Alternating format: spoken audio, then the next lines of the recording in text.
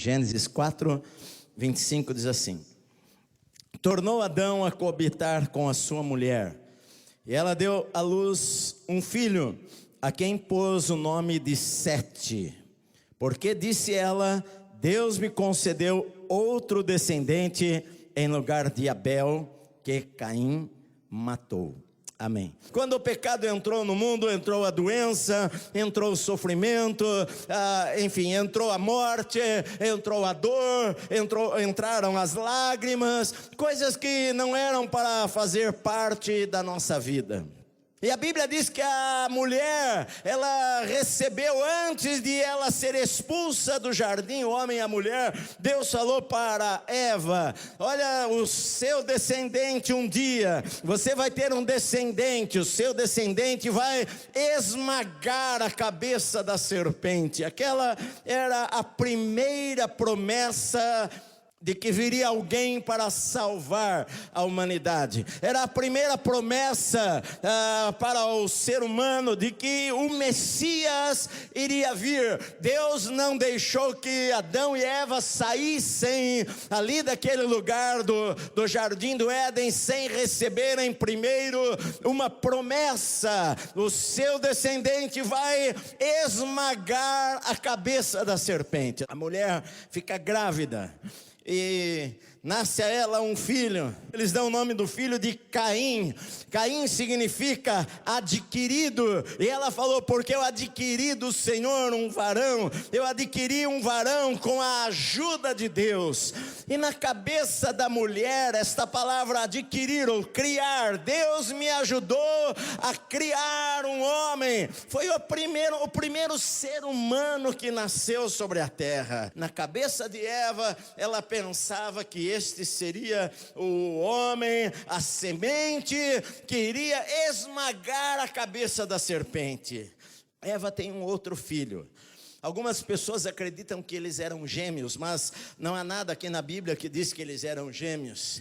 O nome do segundo filho era Abel. Abel significa sopro, frágil. E a Bíblia diz que Caim, ele traz então do campo, ele traz lá frutos que ele apanha, algo do seu trabalho, e ele coloca ali. Eu não sei se ele, o que exatamente ele trouxe, mas a Bíblia diz que ele traz do fruto da terra e ele oferece para Deus. E Abel traz das suas ovelhas e traz da gordura e ele oferece para Deus também. E a Bíblia diz que Deus ele se agradou da oferta de Abel, mas ele não se agradou da oferta de Caim.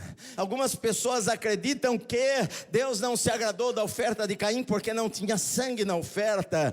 Então eu não sei exatamente o porquê, se a Caim ele se apoiou nas obras, se Caim ele ofereceu algo sem fé, porque a Bíblia diz lá no livro de Hebreus que Abel pela fé ofereceu mais excelente oferta. Então pela fé Abel ofereceu algo para Deus, e talvez Caim ele não ofereceu pela fé. Talvez ele ofereceu algo da boca para fora. Talvez ele ofereceu algo que para ele não era o melhor. Eu não sei o que ele ofereceu, mas eu sei que Deus se agradou da oferta de Abel e Deus não se agradou da oferta de Caim.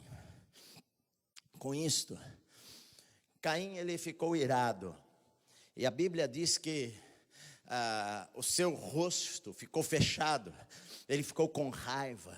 E Deus então falou para ele: Caim, por que você está irado? Por que o seu semblante caiu? Se você agir bem, se você fizer o que é correto, certamente a tua oferta vai ser aceita também. Deus ele não faz acepção de pessoas. Deus ele não olha para uma pessoa diferente da outra. Se Deus aceitou a oferta de Abel, é porque havia alguma coisa na vida, na atitude de Abel que agradou a Deus, e havia alguma coisa na atitude de Caim que desagradou a Deus. E eu preciso descobrir o que é que agrada a Deus e o que é que desagrada a Deus. Às vezes um pecado não resolvido, uma atitude não resolvida, leva a uma tragédia futura. Às vezes a falta de perdoar, às vezes a falta de acertar, às vezes a falta de confessar, às vezes a falta de eu tomar a atitude correta naquele instante, vai fazer com que o meu coração possa se endurecer, e eu vou fazer coisas talvez que eu não imaginava que eu tinha a capacidade de fazer aquelas coisas. A Bíblia diz que Caim ficou com raiva, ficou com ódio, e o seu semblante ficou fechado. Ele começou a tramar, ele começou a pensar que eu vou matar o meu irmão. Eu vou matar o meu irmão. E Abel não imaginava o que estava para acontecer. Ele confiava no seu irmão. O seu irmão brincava com ele desde pequeno. O seu irmão o abraçava. O seu irmão estava ao seu lado. O seu irmão estava sempre por perto. Eram os dois únicos filhos de Adão e Eva. Sempre estavam juntos. Então o irmão fala para ele: vamos para o campo. E quando eles estão lá no campo, Abel se levanta talvez de uma maneira traiçoeira, talvez com uma pedra ou com algum pedaço de madeira, de pau, e bate em Abel e mata a Abel e enterra a Abel ali no campo. O primeiro assassinato na história da humanidade. Desde então o homem tem matado pessoas diariamente.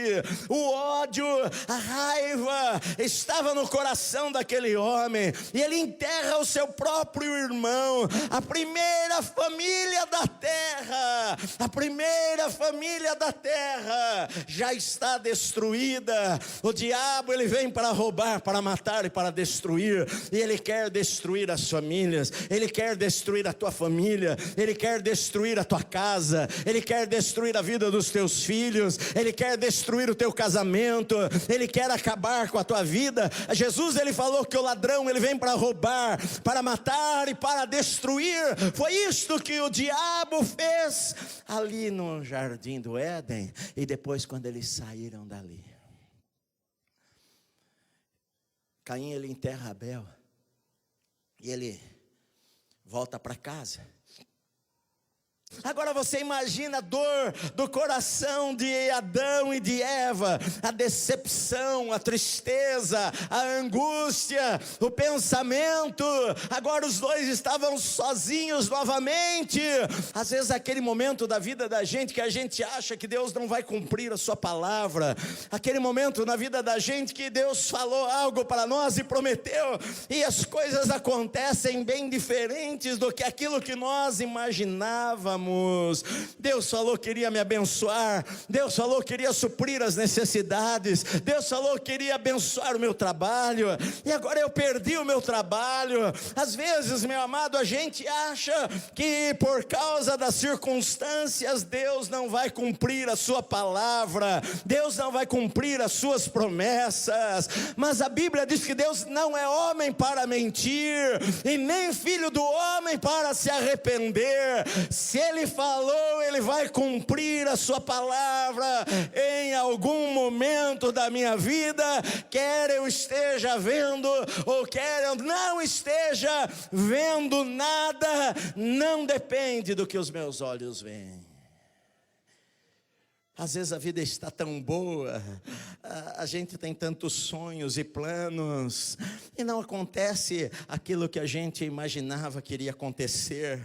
Os nossos filhos, nós ensinamos bem os nossos filhos, nós falamos do Senhor para eles, eles cresceram aqui, e Deus falava com a gente, nós ensinamos a eles a temerem ao Senhor, mas às vezes a gente se decepciona com pessoas que estão mais próximas da gente, e a gente às vezes começa até a descrer da palavra de Deus, porque alguma coisa aconteceu que parece que contraria a palavra de Deus, e que parece que Deus perdeu o controle da história, e parece que Deus perdeu o controle da nossa vida, porque não era o que nós planejávamos que acontecesse. De repente a gente está sem saída, de repente a gente não sabe o que vai fazer, Mas a gente nunca pode se esquecer que Deus, Ele é soberano sobre toda a terra. Deus nunca perdeu o controle. Deus não desceu do seu trono. Deus continua sentado em um alto e sublime trono, reinando sobre todas as coisas. Deus continua tendo o universo na palma das suas mãos. Deus continua tendo controle sobre a natureza, sobre a chuva, sobre o sol, sobre a colheita. Deus continua tendo controle sobre as coisas. Deus apenas usa meios para nos abençoar, e às vezes o meio para me abençoar não é aquele que eu estou esperando, não é aquela porta que eu achava que era, não é aquela pessoa que eu achava que era. Eu achava que era tal coisa e não era aquilo lá, e de repente aquilo que eu acreditava, eu perdi. Eu achava que era aquilo e eu perdi. Eu achava que era aquele filho e eu perdi. E às vezes a gente coloca a nossa fé em pessoas, às vezes a gente coloca a nossa fé em coisas, às vezes a gente coloca a nossa fé em obras, a gente às vezes coloca a nossa fé em métodos, a gente às vezes coloca a nossa fé no que nós achamos, e aí as coisas não acontecem como nós achávamos, como nós planejávamos, e a gente fica decepcionado, e às vezes a gente até perde a fé em Deus. A nossa fé tem que estar no Senhor, não importa as circunstâncias. Nenhuma porta está fechada à tua frente sem que Deus possa abri-la, meu amado. Nenhum impossível é impossível para Deus. Às vezes não é aquele meio, às vezes não é aquela porta, às vezes não é aquele caminho, às vezes não é aquilo que você imaginava, às vezes não é aquele emprego, às vezes não é aquele amigo, às vezes não é aquele trabalho, às vezes é uma outra coisa que você ainda não enxerga, que você ainda não vê. Mas a fé é andarmos sem nós vermos, é nós andarmos olhando para Deus pela fé. Eu não enxergo nada, eu não vejo nada, mas eu creio que Deus pode. Eu creio que Deus abre portas, eu creio que Deus supre necessidades. Eu creio, sabe por quê? Porque às vezes a gente confia em algo, e às vezes Deus tira aquele algo da gente, e a gente fica sem chão. E agora o que eu vou fazer? E agora como eu vou pagar o aluguel? E agora como que eu vou fazer tal coisa? Acabou a minha vida. E na verdade nunca acabou a nossa vida. Não acabou enquanto Deus não falar que acabou. Não terminou a história enquanto Deus não falar que terminou a história. Porque Deus pode ressuscitar os sonhos do nada. Deus pode fazer de algo que não existe. Ele é especialista em criar saídas onde não há saídas. Ele é especialista em criar soluções onde eu e você não vemos soluções. Deus é especialista em abrir portas em um lugar que nós não enxergamos, que possa sair algo bom daquele lugar. O problema é que às vezes as coisas acontecem, não são do jeito que a gente esperava. A gente perde a fé, a gente desiste, e a gente acha que tudo acabou. E às vezes Deus permite que a gente perca o nosso chão, porque talvez a gente está confiando demais no braço do homem. A gente às vezes confia demais nas soluções humanas. O justo, ele vive pela fé.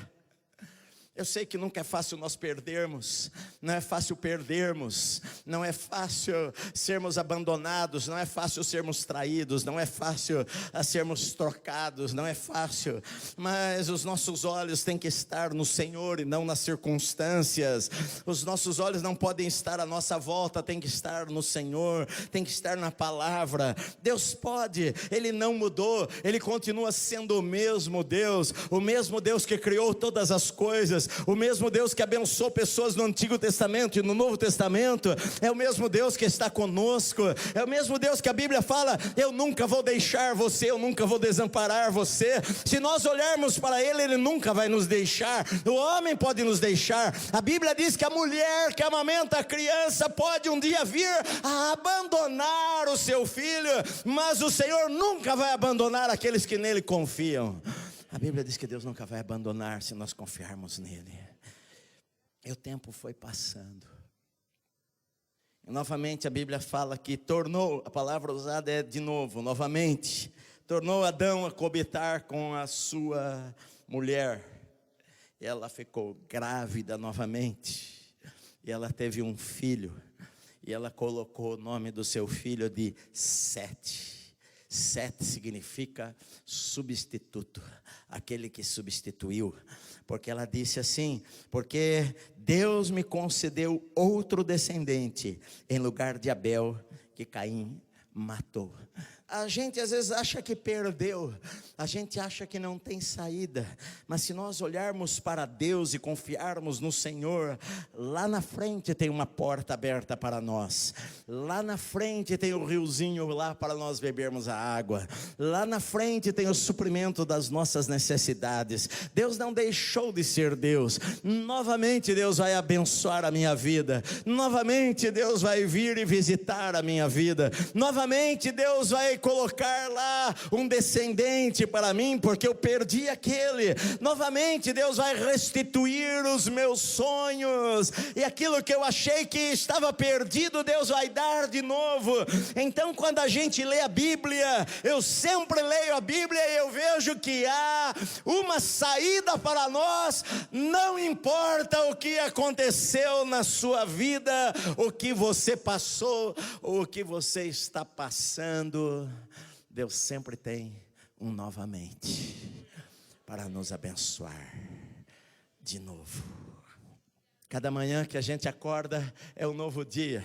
Há uma misericórdia para a minha vida, há uma bênção de Deus para a minha casa, há um milagre para acontecer em minha vida, há uma nova porta que Deus vai abrir para mim, há algo que Deus vai fazer de novo. Enquanto eu estou vivo é porque Deus tem algo novo para a minha vida. Deus não terminou ainda, embora às vezes a gente tenha vontade de desistir, Deus sempre vai falar para a gente: não desista, fique firme, olhe para frente, olhe para Deus, continue firme olhando para o Senhor. A gente nunca pode achar que acabou a esperança. Não importa a idade que eu tenho, Deus tem algo para fazer em mim, e eu sempre acredito nisso daí, que os meus melhores dias estão daqui para frente.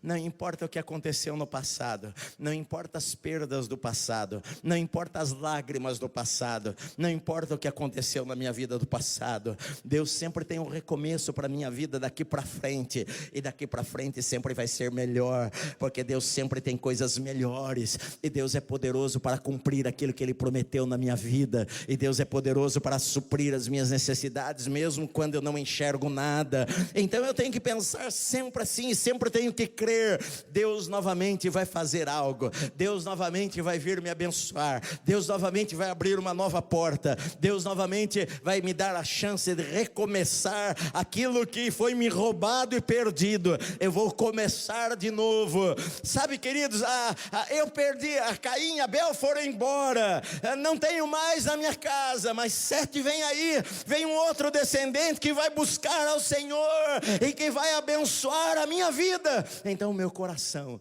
sempre tem que estar: eu vou recomeçar, algo bom tem para acontecer na minha vida, o amanhã vai ser melhor do que o hoje. Amém?